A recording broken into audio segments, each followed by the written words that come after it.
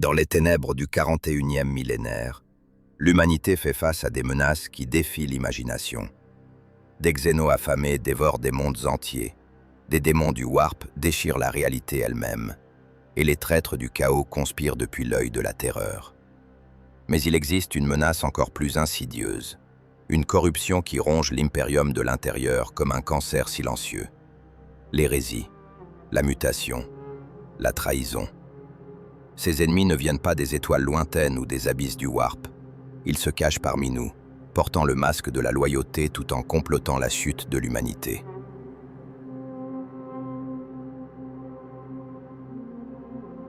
C'est pour traquer ces ennemis intérieurs que fut créé l'Ordo Hereticus, l'une des 3 branches majeures de la Sainte Inquisition de l'Empereur. Connue dans toute la galaxie sous le nom terrifiant de Witch Hunter, les chasseurs de sorcières, ces inquisiteurs incarnent la vigilance impitoyable de l'Imperium contre ses propres démons. Leur juridiction s'étend sur chaque monde impérial, chaque organisation, chaque citoyen. Personne n'est au-dessus de leur autorité, hormis l'empereur lui-même. Un cardinal corrompu, un technoprêtre hérétique, un gouverneur traître, un psycheur non sanctionné, tous peuvent tomber sous leur regard scrutateur. L'Ordo Hereticus représente le plus grand des ordos de l'Inquisition, car sa mission est la plus vaste et la plus difficile. Tandis que l'Ordo Xenos traque les menaces aliens venues de l'extérieur et que l'Ordo Malleus combat les horreurs du Warp venues d'au-delà, l'Ordo Hereticus doit protéger l'humanité d'elle-même. Chaque hérésie découverte, chaque mutant purifié, chaque sorcier brûlé sur le bûcher représente une victoire contre la corruption qui menace de détruire l'Imperium de l'intérieur. Mais cette guerre n'a pas de fin, car l'hérésie peut germer dans n'importe quel cœur humain, même le plus pieux.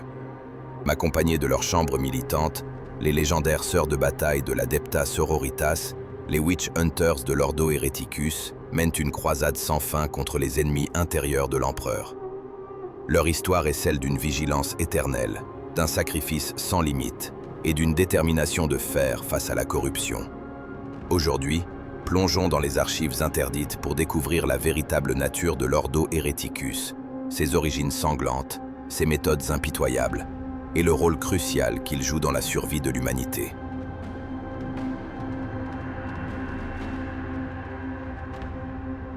Pour comprendre la naissance de l'Ordo Hereticus, il faut remonter à l'une des périodes les plus sombres de l'histoire impériale. Une époque où l'Imperium faillit s'effondrer non pas sous les coups de ses ennemis extérieurs, mais sous le poids de sa propre corruption. Nous parlons de l'âge de l'apostasie, et plus particulièrement du règne de sang, qui marqua le 36e millénaire d'une cicatrice indélébile. Au cours des millénaires qui suivirent l'hérésie d'Horus, l'Adeptus Ministorum, l'ecclésiarchie impériale, accumula un pouvoir considérable. Cette organisation religieuse colossale, chargée de maintenir la foi en l'Empereur Dieu à travers la galaxie, devint progressivement aussi puissante que l'administratum lui-même. Des cathédrales monumentales s'élevaient sur des milliers de mondes, des milliards de prédicateurs répandaient la parole de l'Empereur, et les dîmes religieuses affluaient dans les coffres de l'ecclésiarchie. Mais ce pouvoir immense attira la convoitise et la corruption. C'est dans ce contexte qu'émergea Goge Vandir, un bureaucrate brillant et sans scrupules qui gravit les échelons de l'administratum par l'assassinat, la corruption et l'intimidation. Vandir nourrissait une ambition démesurée. Il ne voulait pas simplement du pouvoir, il voulait tout le pouvoir. Son premier coup de maître fut de placer son propre candidat à la tête de l'ecclésiarchie, un homme faible et corrompu nommé Polis le III. Vandir avait soigneusement choisi cet ecclésiaste précisément pour sa médiocrité et sa dépravation, sachant qu'il serait facile à manipuler et à discréditer. Quand les rumeurs des débauches de Polis commencèrent à circuler parmi les hauts dignitaires de l'Imperium, Vandir frappa. À la tête d'une bande de fidèles, le maître de l'administratum força l'entrée du palais ecclésiastique et exécuta Polis de ses propres mains, l'accusant de trahison et d'hérésie. Dans le chaos qui s'ensuivit, Vandir se proclama lui-même nouvel ecclésiaste, cumulant ainsi les 2 positions les plus puissantes de l'Imperium. Pour la première fois depuis l'empereur lui-même, un seul homme contrôlait à la fois l'administration bureaucratique et l'autorité spirituelle de l'humanité. Ce qui suivit fut une descente cauchemardesque dans la tyrannie. Vandir se révéla être un mégalomane paranoïaque dont la folie ne fit que s'amplifier avec le temps. Il commença par purger méthodiquement tous ceux qui s'opposaient à lui au sein de l'ecclésiarchie. Les cardinaux qui tentèrent de fuir vers Ophelia VII virent leur vaisseau dévoré par une tempête warp dès leur entrée dans l'immatérium. Vendir proclama que c'était un signe de l'approbation de l'empereur et utilisa cet événement pour justifier l'exécution de tous ses opposants potentiels. Le règne de sang qui s'ensuivit dura près d'un siècle. Vendir gouvernait Terra depuis son trône, entouré de cartes galactiques où il ordonnait des purges, des bombardements orbitaux et des génocides à travers tout l'Imperium. L'invasion de Boras Minor vit l'asservissement de toutes les enfants de sexe féminin de moins de 12 ans. Le monde océanique de Jana fut noyé sous ses propres mers lorsque Vendir ordonna aux lasers de défense planétaire de faire fondre les calottes polaires. Kalana 7 fut bombardé par virus, exterminant toute vie à sa surface. La liste des atrocités semblait infinie. Mais Vendir n'était pas fou au point d'être aveugle. Il savait que pour maintenir son pouvoir, il lui fallait une garde personnelle d'une loyauté absolue. Son réseau d'espions lui révéla l'existence d'un culte obscur sur le monde agricole de San Leor, un groupe de guerrières appelées les filles de l'empereur. Ces femmes se dévouaient au culte de l'empereur à travers la pureté intérieure et l'entraînement martial constant. Vendir vit immédiatement leur potentiel. Il se rendit personnellement à San Leor avec une procession grandiose, forçant la population à l'accueillir comme un messie. Aux portes du temple des filles de l'empereur, Vendir mit en scène une démonstration théâtrale. Il entra dans le temple, s'agenouilla devant une statue de l'empereur et ordonna à l'un de ses gardes de lui tirer dessus. Le tir frappa son Rosarius, le champ de force personnel dissimulé sous ses vêtements, et Vendir sortit indemne. Les filles de l'empereur, témoins de ce qu'elles crurent être un miracle, jurèrent allégeance à Vendir, convaincus qu'il était béni par l'empereur. Rebaptisées les fiancées de l'empereur, ces guerrières devinrent la force prétorienne de Vendir. Équipées d'armures énergétiques et de bolteurs saints, elles se révélèrent être des combattantes d'une efficacité terrifiante, capables de tenir tête aux Space Marines eux-mêmes. Elles défendraient Vendir jusqu'à leur dernier souffle, car elles croyaient sincèrement protéger un saint. Pendant ce temps, à travers l'Imperium, la résistance commençait à s'organiser. Un prédicateur charismatique nommé Sébastien Thor émergea, ralliant les mécontents sous la bannière d'une confédération de lumière renaissante. Thor prêchait un retour aux véritables enseignements de l'empereur, dénonçant la corruption de Vendir. Quand Vendir envoya une flotte pour écraser Thor, celle-ci fut détruite par une tempête warp localisée qui apparut de nulle part. Les gens y virent la main de l'empereur, et le soutien à Thor explosa. Finalement, Thor parvint à Terra, où il s'allia avec les Space Marines et l'Adeptus Mechanicus, deux organisations qui n'avaient jamais plié devant Vendir. Ensemble, ils assiégèrent le sanctuaire ecclésiastique où Vendir s'était retranché. Mais ils se heurtèrent à un problème inattendu, les fiancées de l'empereur. Ces guerrières se battirent avec une ferveur suicidaire, repoussant même les attaques des Imperial Fists et de leurs chapitres successeurs. Ce qui aurait dû être une frappe chirurgicale menaçait de se transformer en bain de sang prolongé. C'est alors qu'intervint un personnage crucial, le capitaine général de l'Adeptus Custodes. Les gardiens de l'empereur étaient restés neutres jusque-là, fidèles à leur serment de ne jamais quitter le palais impérial. Mais le custodien réalisa que seule une intervention divine pourrait briser la foi aveugle des fiancés. Il réussit à s'infiltrer dans le complexe et amena Alicia Dominica, la leader des fiancés, directement devant le trône doré de l'empereur. Ce qui se passa dans cette chambre reste un mystère jalousement gardé. Les archives ne rapportent que le silence, puis le retour de Dominica, le visage transfiguré par une révélation terrible. Elle marcha droit vers les appartements de Vendir, ses sœurs les plus proches à ses côtés. Devant le tyran qui avait régné par la terreur pendant près d'un siècle, Dominica prononça sa sentence. « Tu as commis l'hérésie ultime. Non seulement tu as tourné le dos à l'empereur et marché loin de sa lumière, mais tu as profané son nom et presque détruit tout ce qu'il a cherché à construire. Tu as perverti et tordu le chemin qu'il a tracé pour l'humanité. Comme tes propres décrets l'ont établi, il ne peut y avoir de pitié pour un tel crime, aucune clémence pour un tel criminel. Je renonce à ta seigneurie, tu marches dans les ténèbres et tu ne peux être autorisé à vivre. Ta sentence est attendue depuis trop longtemps et il est temps pour toi de mourir. » La réponse de Vendir est devenue légendaire pour sa démence. Je n'ai pas le temps de mourir, je suis trop occupé. Ce furent ses derniers mots. Dominica dégaina son épée énergétique, trancha son Rosarius en deux et décapita le tyran d'un seul coup. Le règne de sang prit fin dans un silence stupéfait. Mais l'âge de l'apostasie ne se termina pas immédiatement. Vendir avait tenu des registres méticuleux de chaque crime commis en son nom, et le fabricateur général qui avait mené l'assaut insista pour que chaque complice soit jugé. Des purges massives balayèrent toutes les organisations impériales. Sébastien Thor devint le nouvel ecclésiaste et entreprit des réformes radicales. L'ecclésiarchie fut déplacée en partie vers Ophelia VII pour empêcher qu'un seul homme ne puisse à nouveau contrôler à la fois Terra et l'Église. Le décret passif fut promulgué, interdisant à l'ecclésiarchie de maintenir des hommes en armes.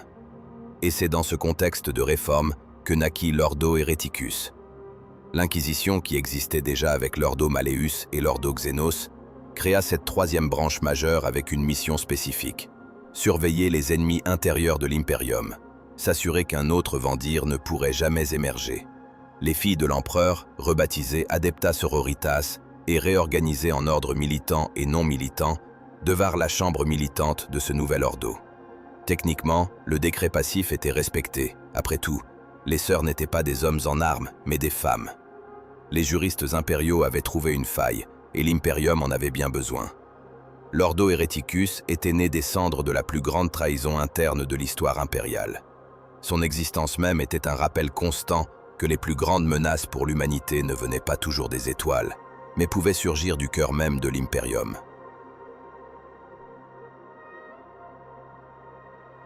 L'Ordo Hereticus incarne une vérité sombre mais nécessaire de l'Imperium de l'humanité. Pour survivre aux horreurs de la galaxie, l'humanité doit être prête à se purger elle-même sans pitié. La mission de cet ordo est à la fois simple dans son énoncé et terrifiante dans son application. Protéger l'humanité d'elle-même en éradiquant toute menace interne avant qu'elle ne puisse métastaser et détruire l'Imperium de l'intérieur. Les cibles primaires de l'Ordo Hereticus forment un catalogue glaçant des corruptions qui peuvent affliger l'humanité. En tête de liste se trouvent les sorcières, terme populaire désignant les psykers non sanctionnés.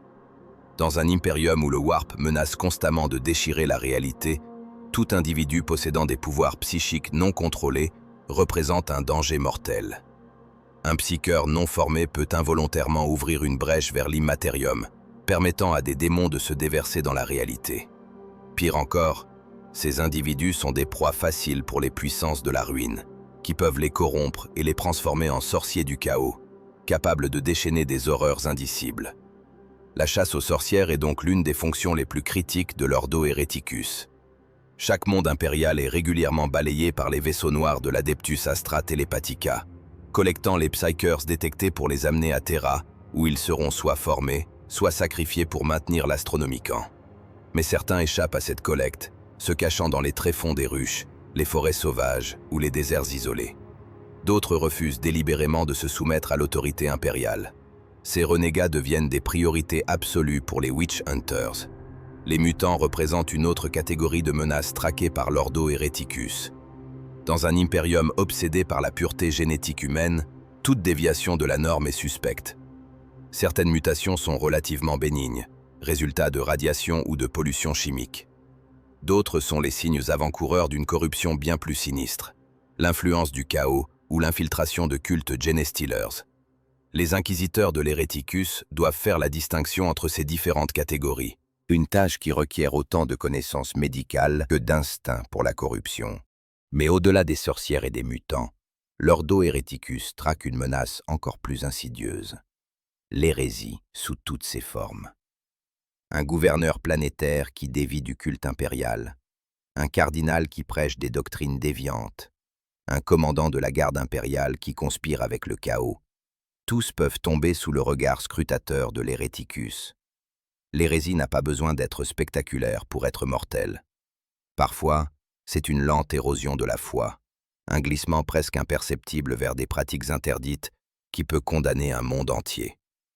La juridiction de l'Ordo Hereticus s'étend théoriquement à toutes les organisations de l'Imperium. Contrairement à une idée reçue, leur rôle ne se limite pas à surveiller l'ecclésiarchie, bien que ce soit leur fonction originelle. Les Witch Hunters peuvent et doivent enquêter sur l'Adeptus Arbit lorsqu'ils suspectent une corruption au sein des forces de l'ordre. Ils peuvent remettre en question les Space Marines eux-mêmes si des preuves de déviation doctrinale émergent. Même l'Inquisition n'est pas à l'abri. Les inquisiteurs radicaux qui franchissent certaines lignes peuvent se retrouver traqués par leurs propres confrères de l'Hereticus. Cette autorité quasi illimitée fait des inquisiteurs de l'Ordo Hereticus les figures les plus redoutées de tout l'Imperium. Quand un vaisseau portant le sceau de l'Hereticus entre en orbite autour d'un monde, la terreur s'installe. Personne ne sait qui sera visé, du gouverneur planétaire au plus humble ouvrier des manufactures. L'arrivée d'un Witch Hunter signifie que quelqu'un, quelque part, est soupçonné d'hérésie, et dans l'Imperium, le simple soupçon peut suffire à condamner. Les méthodes employées par l'Ordo Hereticus reflètent la nature insidieuse des menaces qu'ils combattent. Contrairement à l'Ordo Xenos, qui peut mener des guerres ouvertes contre des flottes aliens, ou à l'Ordo Malleus, qui affronte des invasions démoniaques, les Hereticus travaillent souvent dans l'ombre. Leurs inquisiteurs maintiennent de vastes réseaux d'informateurs et d'agents infiltrés à travers la galaxie. Un serviteur dans le palais d'un noble, un scribe dans les archives d'une cathédrale, un marchand sur un port spatial, tous peuvent être les yeux et les oreilles de l'Inquisition. Quand une menace est identifiée, les méthodes peuvent varier drastiquement selon la philosophie de l'inquisiteur et la nature de la menace. Certains Witch Hunters favorisent l'approche chirurgicale, infiltration, élimination de la cible, disparition sans trace. D'autres préfèrent les démonstrations publiques, arrêts spectaculaires, procès publics et exécutions sur le bûcher destinées à terroriser la population et décourager toute velléité hérétique. L'interrogatoire occupe une place centrale dans les méthodes de l'Hereticus. Ces inquisiteurs sont des maîtres dans l'art d'extraire des informations, qu'il s'agisse par des moyens psychologiques sophistiqués ou par la torture pure et simple. Certains utilisent leur propre pouvoir psychique pour violer directement l'esprit de leurs victimes. Une pratique qui place ces inquisiteurs eux-mêmes dans une zone grise morale. Les plus radicaux n'hésitent pas à employer des techniques interdites, capture de démons mineurs pour terroriser les suspects, utilisation de substances psychotropes extraites d'espèces xénos ou même modification chirurgicale forcée. La philosophie qui sous-tend l'Ordo Hereticus est brutalement pragmatique. Mieux vaut sacrifier 1000 innocents que permettre à un seul hérétique d'échapper et de corrompre des millions. Cette maxime, répétée dans les temples forteresses de l'Inquisition, justifie des atrocités qui feraient pâlir même les ennemis de l'Imperium. Des mondes entiers peuvent être mis en quarantaine, ou même soumis à l'exterminatus si la corruption est jugée trop profonde pour être éradiquée. Des populations peuvent être purgées en masse sur la simple présomption qu'elles ont été exposées à des influences hérétiques. Pourtant, cette impitoyabilité est tempérée, au moins en théorie, par le fait que les inquisiteurs de l'Hereticus sont généralement recrutés parmi les individus les plus intelligents et perspicaces de l'Imperium. Un bon Witch Hunter ne se contente pas de brûler les suspects, il enquête, analyse, comprend la nature de la menace avant d'agir. Les meilleurs inquisiteurs de l'Hereticus sont des détectives brillants capables de démêler des conspirations complexes et d'identifier les véritables coupables parmi les innocents. La relation entre l'Ordo Hereticus et les autres branches de l'Inquisition est complexe. Avec l'Ordo Malleus, il existe une certaine rivalité professionnelle. Les deux ordos traquant souvent les mêmes cibles, les cultistes du chaos. La ligne de démarcation n'est pas toujours claire. À quel moment une hérésie devient-elle une manifestation démoniaque relevant du Malleus? Avec l'Ordo Xenos, la collaboration est plus rare, bien que les infiltrations de cultes Genestealer tombent techniquement sous la juridiction de l'Hereticus, puisqu'elles impliquent la corruption de citoyens impériaux. Au sein même de l'Ordo Hereticus, des fractures philosophiques profondes existent. Les puritains insistent sur le respect strict des doctrines impériales et refusent tout compromis avec la corruption. Les radicaux, en revanche, croient que pour combattre l'hérésie, il faut parfois utiliser les outils de l'hérésie elle-même. Certains inquisiteurs radicaux emploient des psykers non sanctionnés dans leur suite, ou utilisent des artefacts xénos, ou même entretiennent des démons liés. Ces pratiques les placent eux-mêmes au bord de l'hérésie, et de nombreux inquisiteurs radicaux finissent par être traqués par leurs propres confrères puritains. L'Ordo Hereticus représente donc un paradoxe fondamental de l'Imperium. Une organisation créée pour prévenir l'abus de pouvoir qui détient elle-même un pouvoir presque absolu. Ces inquisiteurs sont censés surveiller toutes les autres organisations, Mais qui surveille les surveillants? La réponse est sombre, eux-mêmes. L'Ordo Hereticus doit constamment se purger de ses propres éléments corrompus, une tâche sans fin qui consomme autant d'énergie que la traque des hérétiques externes. Dans le 41e millénaire, ravagé par la Grande Faille, le rôle de l'Ordo Hereticus n'a jamais été aussi crucial. La corruption du chaos se répand comme une épidémie, les cultes hérétiques prolifèrent dans l'ombre, et la foi vacille face aux horreurs qui déferlent sur l'Imperium. Les Witch Hunters travaillent sans relâche, sachant que chaque hérésie non détectée pourrait être la graine de la destruction finale de l'humanité.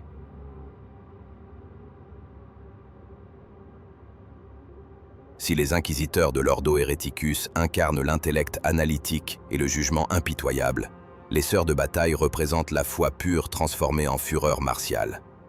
L'Adepta Sororitas, et plus spécifiquement ses ordres militants, forment la chambre militante de l'Ordo Hereticus, une force militaire d'élite dont la loyauté ne peut être mise en doute et dont l'efficacité au combat rivalise avec celle des Space Marines eux-mêmes. L'histoire des sœurs de bataille est indissociable de celle de l'Ordo Hereticus, toutes deux nées des cendres de l'âge de l'apostasie. Après l'exécution de Gosh Vandir par Alicia Dominica, les anciennes fiancées de l'empereur furent confrontées à une révélation dévastatrice. Elles avaient servi un tyran hérétique pendant des décennies, croyant défendre l'empereur alors qu'elle perpétuait ses pires blasphèmes. Cette honte collective aurait pu détruire l'organisation, mais elle la transforma au contraire en une force d'une dévotion encore plus fanatique. Sébastien Thor, le réformateur qui devint le nouvel ecclésiaste, reconnut la valeur de ces guerrières. Mais le décret passif qu'il promulgua interdisait formellement à l'ecclésiarchie de maintenir des hommes en armes. La solution fut aussi brillante que controversée. Les filles de l'empereur furent réorganisées en Adepta Sororitas, la sororité, une organisation exclusivement féminine. Techniquement, elles n'étaient pas des hommes en armes, donc le décret passif n'était pas violé. Cet argument légaliste permit de préserver une force militaire essentielle tout en respectant la lettre de la réforme.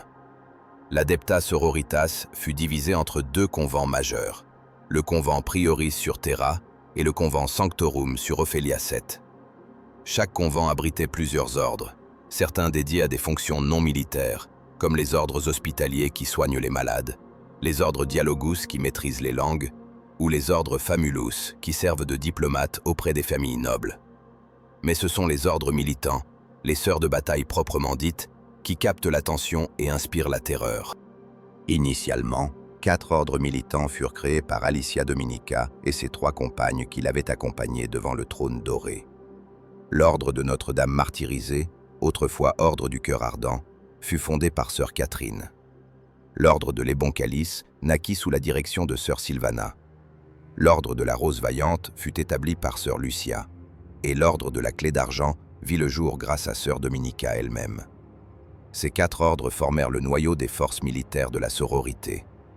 2 siècles plus tard, en l'an 878 du 38e millénaire, l'ecclésiaste Déacis VI fonda 2 ordres supplémentaires pour honorer les 2 dernières saintes qui avaient accompagné Dominica. L'ordre de la Rose Sanglante fut créé en mémoire de sœur Mina, et l'ordre de la Rose Sacrée en l'honneur de sœur Arabella. Ces 6 ordres militants majeurs constituent aujourd'hui le cœur de la puissance militaire de l'Adepta Sororitas, bien que d'innombrables ordres mineurs aient proliféré au fil des millénaires, chacun avec ses propres traditions et spécialités. Le recrutement des sœurs de bataille suit un processus rigoureux qui commence dès l'enfance. Les jeunes filles sont sélectionnées parmi les orphelines de l'Imperium, souvent filles de martyrs ou de héros impériaux. Elles sont élevées dans les Schola Progenium, les écoles de formation de l'Adeptus Terra, où elles reçoivent une éducation qui combine endoctrinement religieux intense et entraînement martial brutal.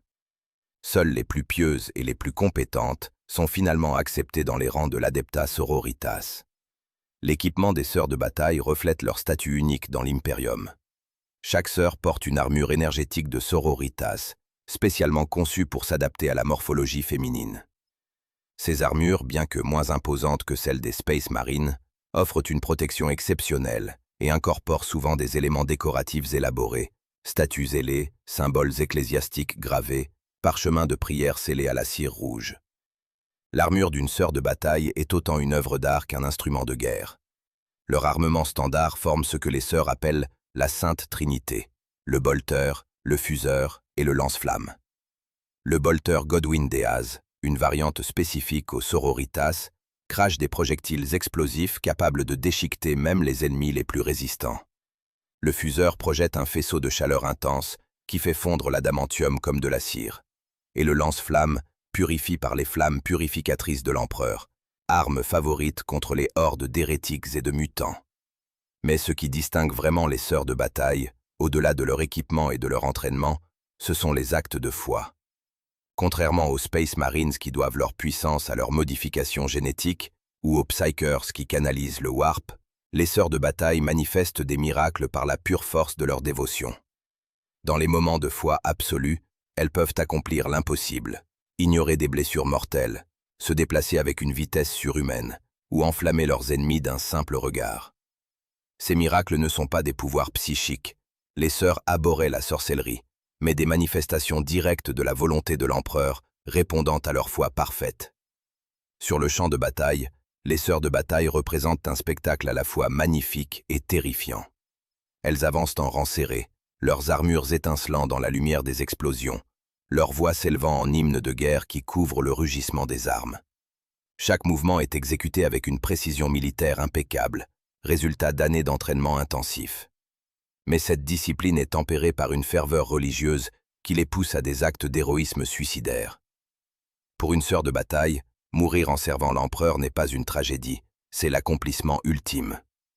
Leur relation avec l'Ordo Hereticus fut formalisée lors de la convocation de Néphilim, une rencontre secrète entre les leaders de la sororité et les seigneurs inquisiteurs de l'Hereticus. Les détails de cet accord restent mystérieux, enveloppés de rumeurs et de spéculations. Certains inquisiteurs murmurent que les sœurs et l'Hereticus suivent un plan secret que seuls les plus hauts dirigeants des deux organisations comprennent pleinement.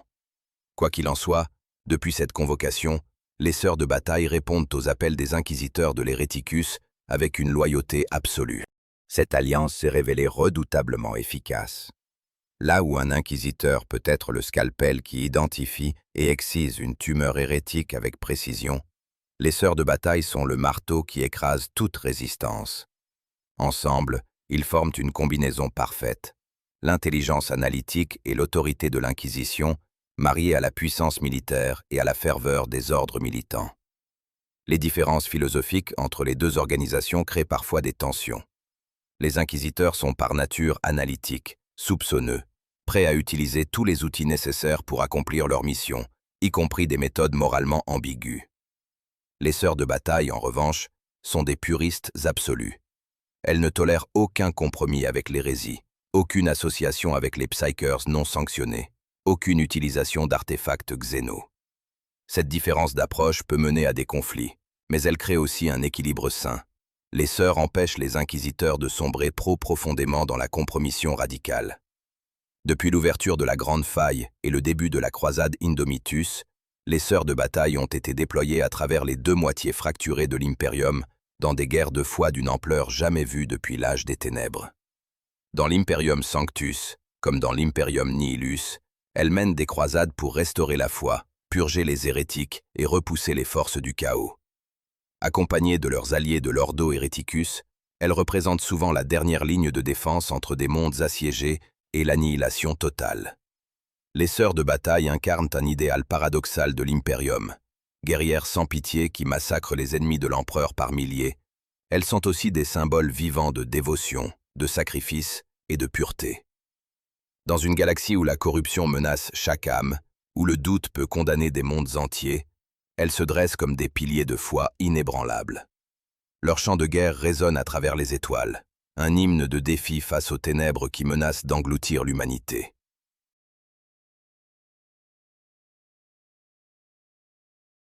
Pour comprendre véritablement l'Ordo Hereticus, il faut regarder au-delà des doctrines et des structures organisationnelles et examiner comment ces agents opèrent sur le terrain. Les Witch Hunters ne sont pas une force monolithique, mais une collection d'individualités puissantes, chacune avec ses propres méthodes, philosophies et obsessions. Certains noms sont devenus légendaires, murmurés avec un mélange de révérence et de terreur à travers la galaxie. Inquisitrice Catharina Greyfax incarne peut-être l'archétype du Witch Hunter moderne. Psyker elle-même, ce qui pourrait sembler paradoxal, Greyfax possède une haine particulièrement intense pour les sorciers non sanctionnés. Son psyoculum, un dispositif psychique implanté dans son armure, lui permet de détecter les auras psychiques à distance, transformant chaque psycheur en cible illuminée. Son Condemnor Bolt Gun tire des pieux spéciaux conçus pour empaler et neutraliser les utilisateurs du Warp. Son histoire personnelle ajoute des couches de complexité à son personnage. Elle fut capturée et emprisonnée pendant des siècles dans une Tesseract Vault par Trazyn l'Infini, le collectionneur Necron. Sa libération lors de la chute de Cadia l'a projetée dans les événements cataclysmiques de la fin du 41e millénaire. Greyfax représente le puriste intransigeant qui ne tolère aucun compromis. Lors de la croisade Terran menée par le primarque ressuscité Robud Guilliman, elle exprima ouvertement son dégoût pour l'idolâtrie dont bénéficiait la sainte vivante Célestine.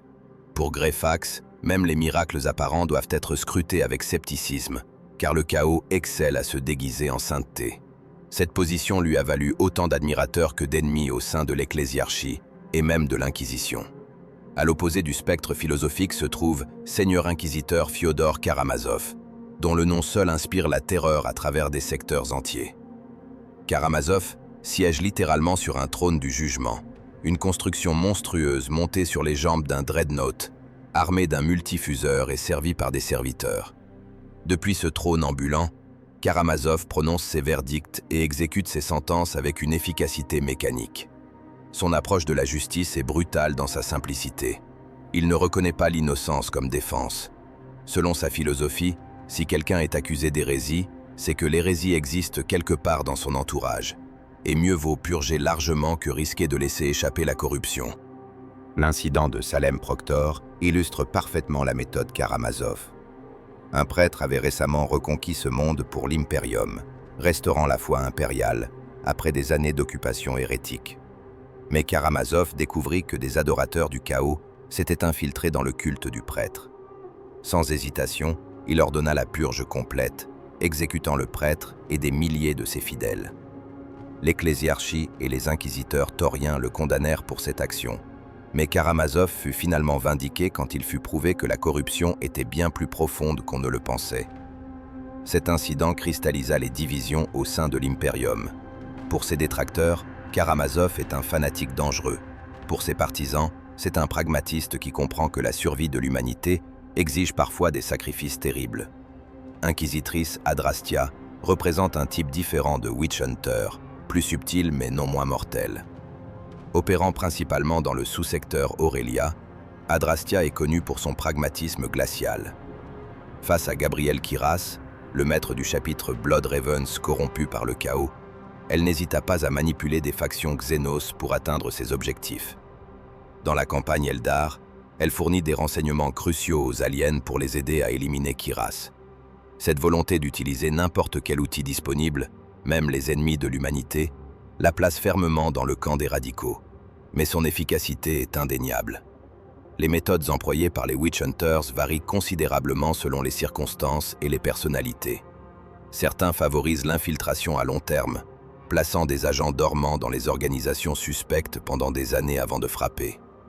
D'autres préfèrent l'approche directe, débarquant avec une force de frappe composée de sœurs de bataille, de stormtroopers inquisitoriaux et parfois même de détachements de Space Marines réquisitionnés. L'interrogatoire est un art sombre que tout Witch Hunter doit maîtriser. Les chambres de torture des forteresses inquisitoriales contiennent des instruments qui feraient pâlir même les tortionnaires les plus sadiques. Mais la torture physique n'est que la méthode la plus grossière. Les interrogateurs experts utilisent des techniques psychologiques sophistiquées, isolement sensoriel, manipulation émotionnelle, drogue psychotrope, pour briser la volonté de leur sujet. Les inquisiteurs psycheurs peuvent violer directement l'esprit, arrachant des secrets que même la torture physique ne pourrait extraire. Les suites inquisitoriales, les groupes d'agents et de spécialistes qui accompagnent chaque inquisiteur, reflètent la diversité des approches. Un inquisiteur puriste pourrait s'entourer de prêtres fanatiques, d'arcoflagellants, pénitents cybernétiquement modifiés et mentalement conditionnés pour servir de troupes de choc et de croisés zélotes. Un radical pourrait employer des psycheurs liés, des démonostes contrôlés par des runes de contrôle, ou même des xénomercenaires dans les cas les plus extrêmes. L'utilisation d'arcoflagellants mérite une attention particulière. Ces malheureux sont des hérétiques capturés qui ont subi une lobotomie partielle et une augmentation cybernétique massive. Des électrodes implantées dans leur cerveau leur permettent de basculer entre un état docile et une fureur meurtrière sur commande. Équipés d'armes cybernétiques dévastatrices, ils sont lâchés sur les ennemis de l'Inquisition comme des armes vivantes. Leur utilisation est controversée même au sein de l'Héréticus, certains la considérant comme une forme de pénitence, d'autres comme une abomination indigne de l'Imperium. Les purges ordonnées par l'Ordo Héréticus peuvent prendre de nombreuses formes. Une purge chirurgicale cible spécifiquement les leaders d'un culte hérétique, les éliminant discrètement pour décapiter l'organisation sans alarmer la population. Une purge publique implique des arrestations massives, des procès spectaculaires et des exécutions publiques destinées à terroriser la population et décourager toute velléité hérétique future. Dans les cas extrêmes, une purge totale peut être ordonnée, exterminant des quartiers entiers de ruches ou même des populations planétaires complètes.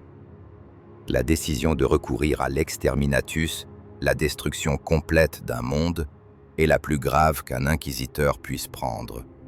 Bien que l'Ordo Héréticus ait théoriquement l'autorité pour ordonner de telles mesures, la réalité politique est plus complexe.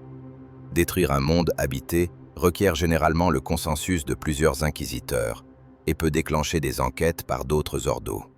Néanmoins, des mondes ont été réduits en cendres sur ordre de l'Héréticus quand la corruption était jugée trop profonde pour être éradiquée autrement.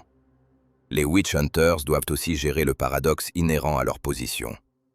Pour traquer les hérétiques, ils doivent comprendre l'hérésie. Pour combattre les Psykers corrompus, ils doivent étudier les techniques interdites du Warp. Cette immersion constante dans la corruption qu'ils combattent place les inquisiteurs eux-mêmes en danger permanent. Nombreux sont ceux qui ont basculé du côté qu'ils étaient censés combattre, corrompus par le chaos, obsédés par des artefacts interdits, ou simplement devenus fous sous le poids de ce qu'ils ont vu et fait. C'est pourquoi l'Ordo Héréticus doit constamment se purger lui-même. Les inquisiteurs radicaux qui franchissent certaines lignes, utilisation de démons non contrôlés, trahison manifeste de l'Imperium, peuvent se retrouver déclarés excommunicats traitoris et traqués par leurs propres confrères. Ces chasses internes sont parmi les plus dangereuses, car elles opposent des maîtres de la tromperie et de la manipulation les uns aux autres. L'impact de l'Ordo Héréticus sur l'Imperium est difficile à quantifier, mais indéniablement massif. Chaque jour, quelque part dans la galaxie, un Witch Hunter identifie et élimine une menace qui aurait pu, si elle n'avait pas été contrôlée, condamner des millions voire des milliards de vies. Mais ce succès a un coût terrible. Des innocents périssent dans les purges, des sociétés sont traumatisées par les méthodes brutales de l'Inquisition, et la paranoïa qu'inspire l'Héréticus empoisonne la confiance au sein de l'Imperium. Dans le 41e millénaire, avec la galaxie coupée en deux par la Grande Faille et le chaos plus puissant que jamais, l'Ordo Héréticus travaille sans relâche. Les cultes du chaos prolifèrent dans l'ombre de la tempête Warp, les mutations deviennent plus fréquentes, et la foi vacille face aux horreurs quotidiennes. Les Witch Hunters savent qu'ils mènent une guerre qui ne peut être gagnée, seulement perpétuée. Chaque hérésie écrasée est remplacée par 10 autres. Mais ils continuent, car l'alternative, laisser la corruption se répandre librement, signifierait la fin de l'humanité elle-même.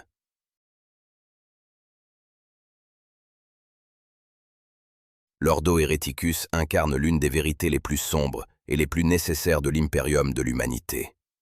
Dans un univers où les menaces extérieures sont innombrables et terrifiantes, ce sont souvent les ennemis intérieurs qui représentent le plus grand danger.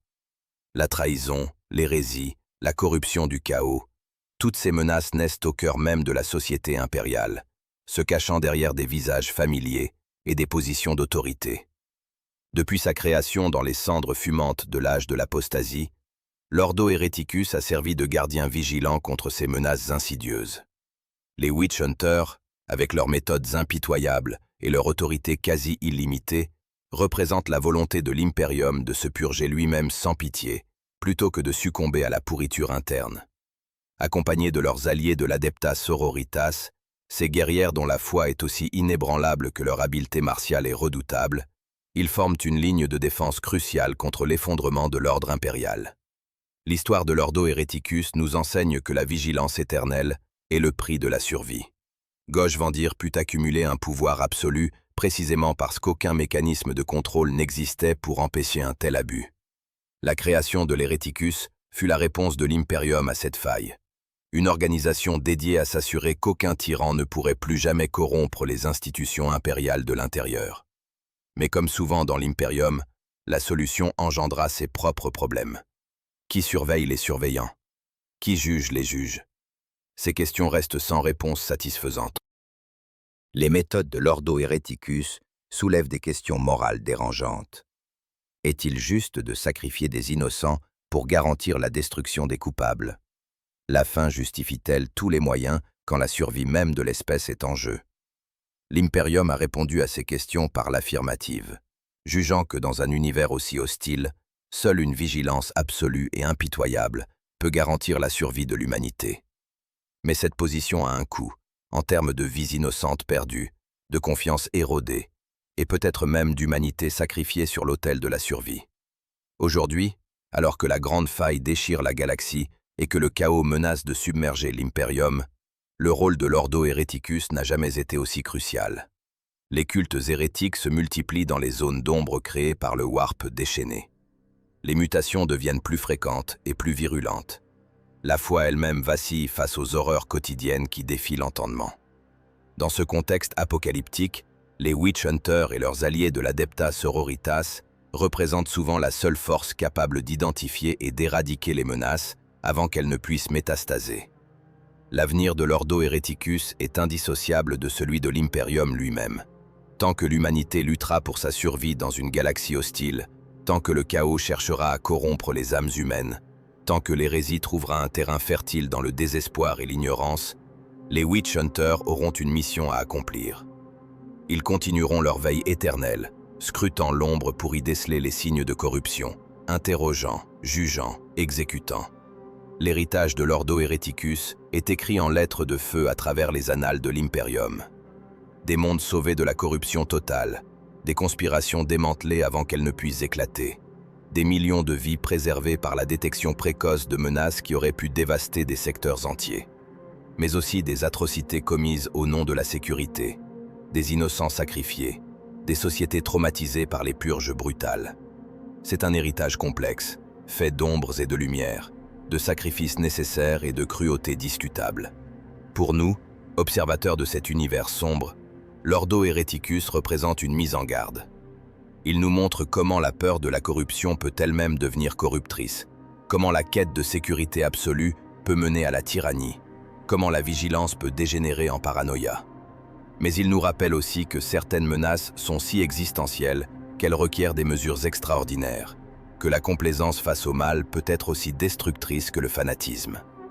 Les Witch Hunters continueront leur guerre éternelle contre l'hérésie, armés de leur foi inébranlable, de leur flamme purificatrice et de leur détermination de fer. Les sœurs de bataille chanteront leurs hymnes de guerre dans les ruines fumantes des temples du chaos. Les inquisiteurs scruteront l'ombre, cherchant les signes de corruption dans chaque coin de l'Imperium. Et quelque part, dans les ténèbres entre les étoiles, un nouveau culte hérétique prend forme, une nouvelle menace germe, un nouveau cycle commence. Car dans les ténèbres du lointain futur, il n'y a que la guerre.